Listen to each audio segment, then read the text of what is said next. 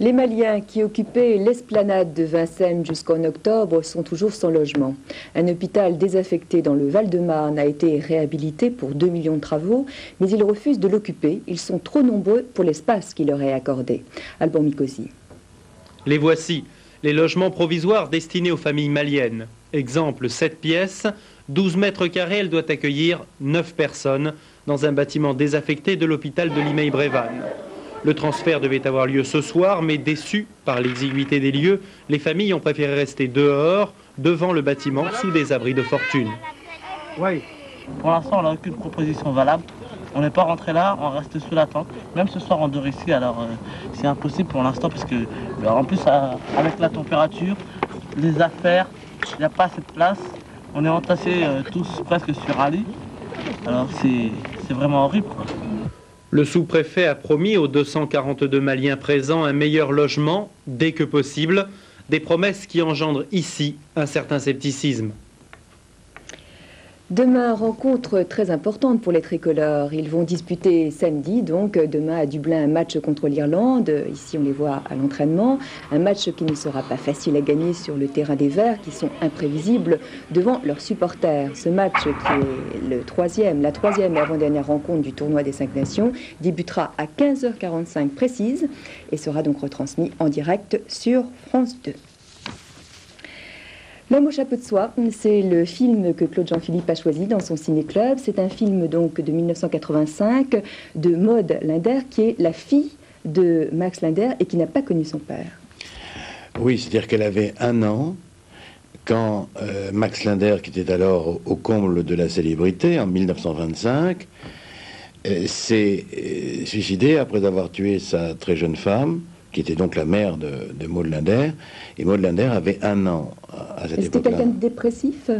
C'était, oui, non, il y avait quelque chose de... Bon, alors, si on veut en savoir plus, il y a un livre qui complète très très bien le film qu'on va voir ce soir, qui s'intitule Max Linder était mon père, et c'est signé Maude Linder, et c'est publié chez Flammarion. Et elle raconte comment... d'abord, on lui a caché pendant toute son enfance qui était son père. Et puis, un jour, elle va dans un cinéma jeune fille, elle va dans un cinéma à Versailles, un film de Max Linder, et elle découvre son père alors qu'elle, qui est mort donc, depuis 1925, alors qu'elle est une toute jeune fille. Et on peut dire que pratiquement toute sa vie, depuis 1925, depuis sa naissance, depuis sa première année, s'est déroulée dans une espèce de recherche oui, c'est ça, de qui était son père, et elle l'a découvert à travers des films où son père est très jeune, donc il y a un décalage temporaire tout à fait extraordinaire, et d'autre part, bon, elle, en s'interrogeant également, bien entendu, sur la signification que pouvait avoir ce geste qui a fait d'elle une orpheline. Et bon. Alors, ce qui est très étonnant, c'est qu'elle, non seulement elle lui a pardonné son geste, mais que Martine Marchais lui avoue une sorte de culte, et le film que nous voyons ce soir est le produit de ce culte, c'est-à-dire qu'elle a passé sa vie à rechercher des documents, elle a passé sa vie à rechercher les films de Max Linder qui étaient perdus. N'oublions pas qu'en 1900, enfin à partir de 1910, jusque grosso modo pendant toutes les années 10, Max Linder est une star internationalement connue.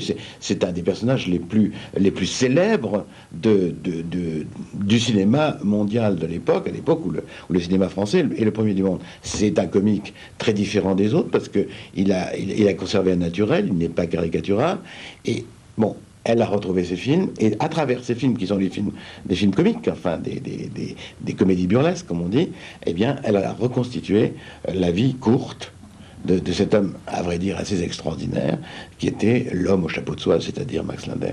Donc c'était un panorama donc, de l'ensemble de son œuvre. Une biographie, oui. Voilà, retrouvé donc grâce à sa fille Maude Linder. C'est un film de 1985 qui date 1h36. Je l'indique à ceux qui sont amateurs de magnétoscope. Demain à 13h, vous retrouverez Bruno Mazur. À 13h25, Géopolis sera consacré au Sénégal. Dans un instant, la météo de Laurent Romeshko qui nous annonce de la neige en montagne, enfin. Et attention, retour sur les routes de mar, rentrez le plus tard possible samedi ou encore mieux dimanche. Très bonne fin de soirée. À demain.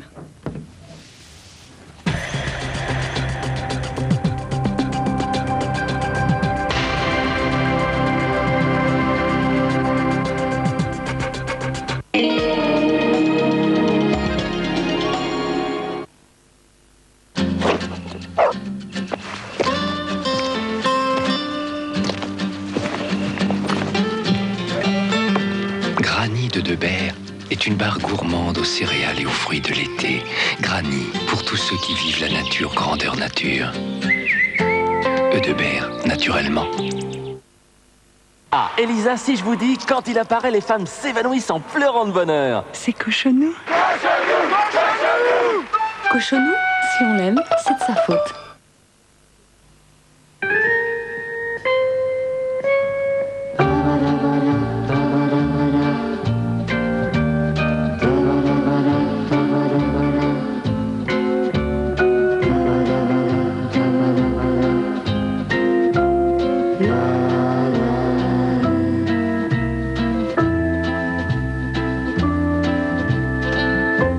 Peugeot 306, la rivale.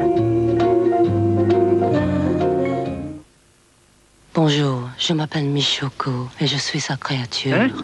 Mon parfum, chocolat de la pie qui chante. Je n'ai connu des oiseaux mais des comme toi. Michoko de la pie qui chante. Maintenant au chocolat blanc. Et au chocolat au lait.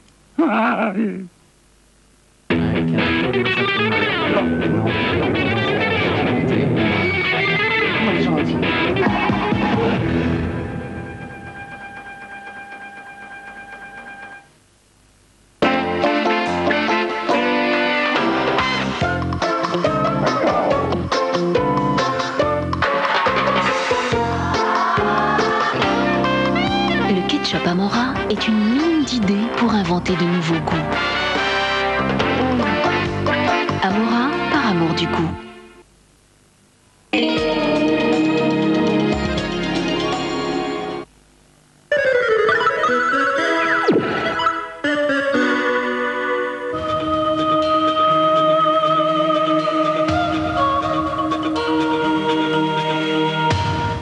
Bonne nuit à tous, la météo de cette fin de semaine s'annonce nuageuse, pluvieuse, neigeuse également sur les massifs et puis surtout beaucoup plus fraîche. Regardez ce que prévoit Météo France pour les premières heures de ce samedi avec une carte qui est bien grise sur pratiquement l'ensemble de la France avec un ciel couvert, quelques averses qui vont se produire du nord de la plaine d'Alsace jusqu'au massif des Alpes avec quelques averses de neige à partir de 800 mètres d'altitude, puis quelques éclaircies qui vont revenir dès la fin de matinée sur le quart sud-ouest. Toujours un ciel bien dégagé tout autour de la Méditerranée avec des vents qui vont souffler fort, 60 km/h entre le continent et la Corse, 80 km/h pour le Mistral et 100 km/h pour la Tramontane. Des averses également sur la Corse l'après-midi. Voici l'évolution envisagée par Météo France avec l'entrée d'un nouveau front pluvieux qui intéressera essentiellement les régions situées au nord de la Seine avec quelques petites pluies faibles, 2-3 gouttes prévues également sur la Normandie ainsi que la Bretagne.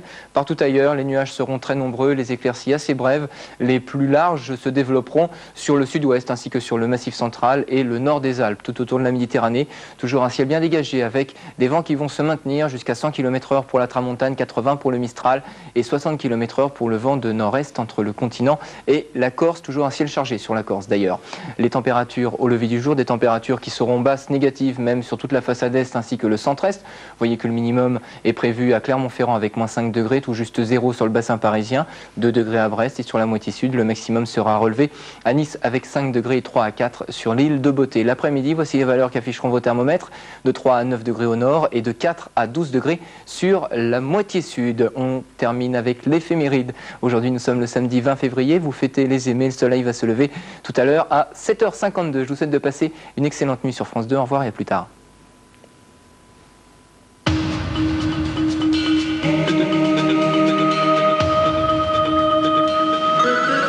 Darty, le contrat de confiance.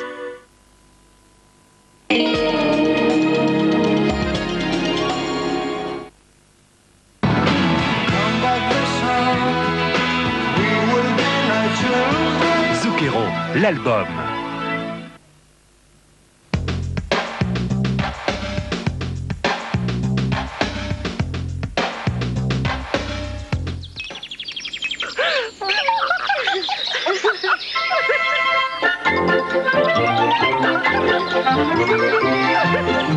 Badois, il y a une vie après le repas.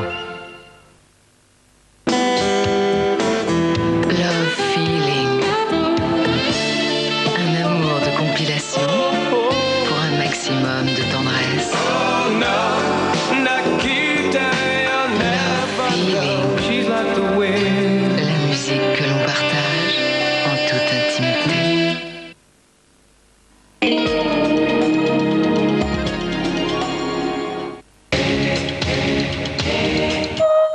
Dimanche, 20h50, James Bond au sommet de son art.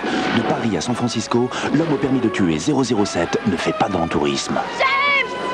Christopher Walken, Roger Moore et Grace Jones, dangereusement vôtre. Vous n'avez pas changé. Un Bond explosif et spectaculaire, inédit à la télévision. 23h05, Danny DeVito et Bette Midler. Oh mon Dieu! J'ai été enlevée par Riri ou par Fifi! Y a-t-il quelqu'un pour tuer ma femme? Oh oui, des kidnappeurs persécutés par leurs victimes, 2 acteurs survoltés. Une comédie délirante à ne pas rater. L'oseille, zéro. Je veux le castrer, sale type. Dimanche, 20h50, dangereusement vôtre. 23h05, y a-t-il quelqu'un pour tuer ma femme? Sur France 2.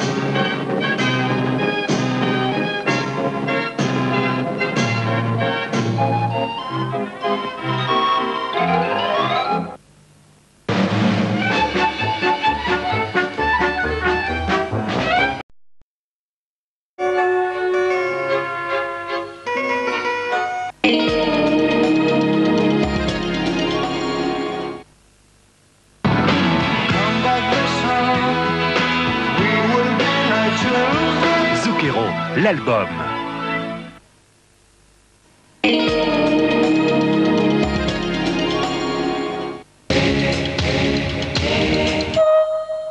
Le prochain invité de l'heure de vérité sera M. Georges Marchais. Ce chef historique du Parti communiste est né la même année que son parti, en 1920. Et aujourd'hui, il l'incarne à un point tel qu'on ne voit pas très bien qui pourrait le remplacer et quand. L'heure de vérité, c'est dimanche à midi sur France 2.